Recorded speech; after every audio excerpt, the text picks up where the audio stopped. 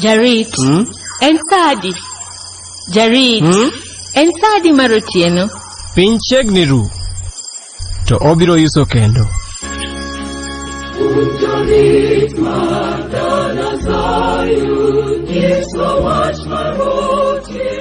Ma, duond jarit.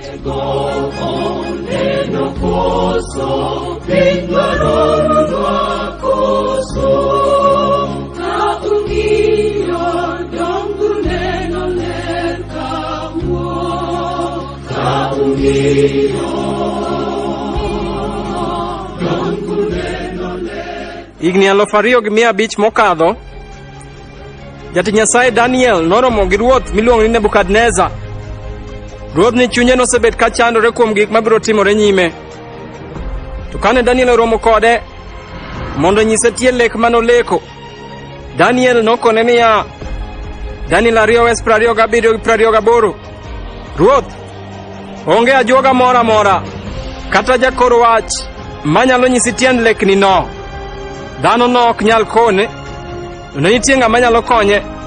Omiyo 28 wacho, to nitiere Nyasaye e polo ma elo tiend midhieri ni, en ema osenyisi ni in Ruoth Nebukadneza gik mabiro timore kinde mabiro.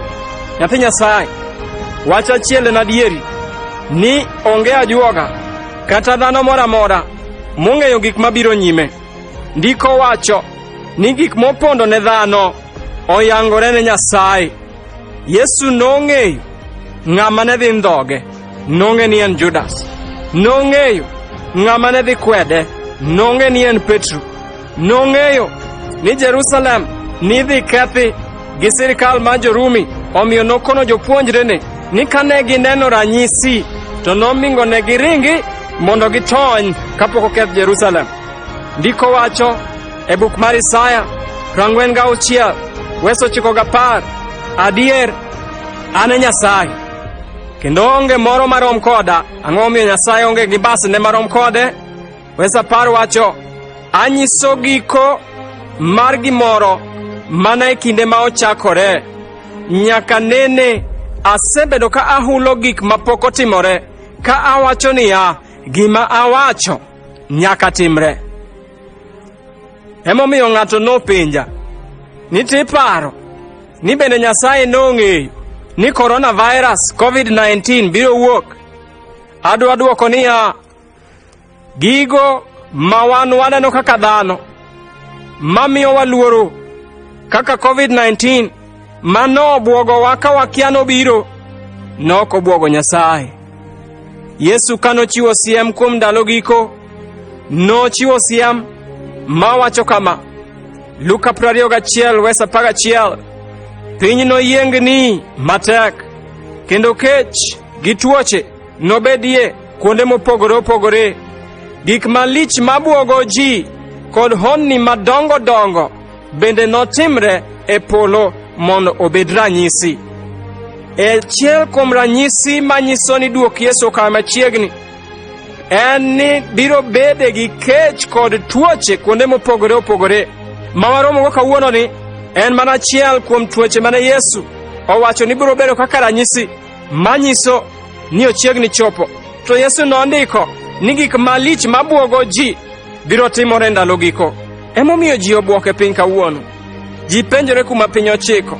To Yesu nomedo wacho e Wes 26 ni luoro nomi chuny ji lingre nikech gik mabiro timore e piny. Ang'o momiyo isiko mana kichiko iti e redio? Donge nikech iluor? Idwaro ng'eyo ni tuo ni ochopo kanye. Idwaro ng'eyo kaka sirikal wacho mondo iyudie konyruok. To kata chiko iti e redio kamano, mano ok osegolo luoro e chunyi nikech pod ji oluora luora. Yaye, kare dak igolie iti e weche manyien mag pinyni. Nyasaye donge gombo ni wachik itwa ne lendo mar sirikand polo malando wach maber makelo konyruok ne dhano momoko e richo. Donge ing'eyo ni ka ok ikawo konyruok to tho emochiki, kendo en tho malit moloyo mar korona. Kare gini Nyasaye kok matek e buk mar Jeremia 22:29, yaye piny, winjuru wach Ruoth Nyasaye. Nyasaye ywak ni mondo piny ochikie ite mondo winj wach maber ma Nyasaye makelo warruok e ndalo giko. Yesu nowacho kama: ni magi duto, tuoche kod kech kod masirini mag ndalo giko, magi duto gin mana chakruok mag masiche malit. Mathayo 24:8. Rito ne ni kisechako chano gik midwaro timo tok korona ka, ineno kaka ngimani dhi bedo maber. Adwaro ni ing'e kaluwore gi wach Nyasaye ni onge ber ma pinyni dhi kelo tok ma kech kod tuoche gi masirini biro mana medore nyaka wanane wang' Jawar kobiro e boche polo. We atiek kod weche mag geno, nikech duond jarit en duond siem ne jaricho, to en duond geno ne jomaler. Tok ka Yesu osechiwo ranyisi manyiso gik madhi timore kapok oduogo, Yesu nowacho kama, Luka 21:27 kod 28. Ndiko wacho, eka Wuod Dhano nothinyre, tok korona, tok kech mwaneno, tok weche malich momako piny, eka Wuod Dhano nothinyre, mano Yesu, kabiro e bor polo gi teko malich kod duong' maler. 28. Ka gigo ochako timore, ka tuochegi ochako nenore piny, ka weche maling'o chunygi ochako winjore weche manyien. Yesu wacho ni kare kwaneno wechegi, to kare onego wating' wiwa, nikech gigi nyisowa ni en sa ma warruok marwa kae machiegni. Wuod Dhano ochiegni thinyore e kor boche polo. Emomiyo kipenjo ni jarit, en sa adi? Agombo duoki gi duond jarit niya, piny chiegni ru ne jo Nyasaye. Okinyi maber mar warruok okayo machiegni. Jawarwa ni e yo, ma e geno ma wan godo. Jawarwa biro, kendo biro kelo warruok, nikech warruok ne okayo machiegni. To kata kamano duond jarit wacho niya, piny chiegni ru ne jomaler, to kendo biro yuso ne joricho, nikech ndiko wacho ni chieng' duogo mar Yesu en chieng' mudho ne jaricho. Som koda Zefania 1:14 nyaka 18. Ndiko wacho, odiechieng' mang'ongo mar Ruoth Nyasaye chiegni. En odiechieng' marach, kendo obiro koringo piyo piyo moloyo jalweny ma jang'wech. 15. Chieng'no en chieng' bura, kendo en chieng' ywagruok gi rem, bende en chieng' kethruok gi lal, kod mudho gi kuyo, kaachiel gi rumbi molil kod ong'weng'o malich. En chieng' ma tung' ywakie. 16. Kendo sigich lweny winjore mier mochiel motegno, kendo kuonde moger maboyo mag ng'icho. 17. Ruoth Nyasaye owacho niya, abiro kelo ni ji thagruok malich, kendo ginituomre atuoma ka muofni, nikech richo ma gisetimo e nyima. Rembgi nochwer ka pi, kendo ringregi noriere ka tow e lowo. 18. Fethgi kata dhahapgi ok noresgi. Chieng' ma Ruoth Nyasaye ng'adoe bura, nyiego mager ma en go nowang' piny duto mitiek pep. Kamano enotiek gik moko duto modak e piny mana ka diemo wang'. Nyathi Nyasaye, piny ochiegni ru ne jomaler, to piny dhi yuso kendo ne jaricho. Emomiyo kapok oyuso, to many kar pondo kuom Yesu Kristo. Many kar pondo kuom Jawar, nikech oluongowa.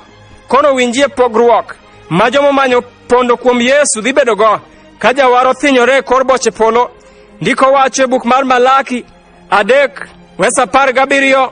Ruoth Nyasaye manyalo gik moko duto wacho niya, chieng' ma ang'adoe bura, to ginibed joga awuon, kendo ginibed mwanduna. Anabednegi mang'won, mana kaka wuoro bedo mang'won gi wuode moluore.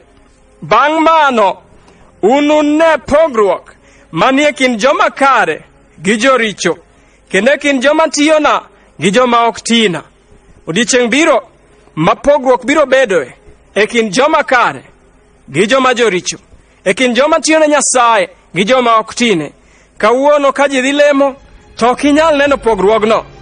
To odiechieng' mogik ma en chieng' bura, obiro yuso ne jaricho, to obiro bedo odiechieng' manyien mar warruok e okinyi maber ma jo Nyasaye none Yesu Kristo, kendo nokawgi otergi kamodhi mondo losnegi kama ber.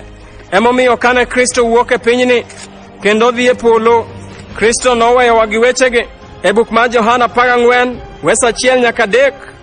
Bang' mano Yesu nowachonegi niya, kik chunyu parre, yieuru kuom Nyasaye, to kuoma bende yieuru. E dala Wuora nitie udi mang'eny, to kada ok kamano, to dikoro asenyisou, to adhi mondo alosnu kar dak. To ka asedhi mi alosonu kar dak, to an aduogo omou, mondo un bende ubi udag koda kama antie. Mae ote mar geno koa kuom duond jarit. Nyathi Nyasaye, piny chiegni ru ne jomo geno kuom Yesu Kristo, to odhi yuso ne jomo dagi kawe. Kare dak itim yiero kawuono, ni mondo imany kar pondo kuom Yesu, ni mondo kothinyore bor polo, to chieng'no bednie chieng' ma piny ru kik oyusni. Nyasaye mondo gwedhi kitimo yierono e nying Ruoth Yesu. Amen. Ma duond jarit. Nikech duond jarit en duond makelo geno, we watiek gi weche mag geno mag ndiko. Kwan 6, wes 24 nyaka 26.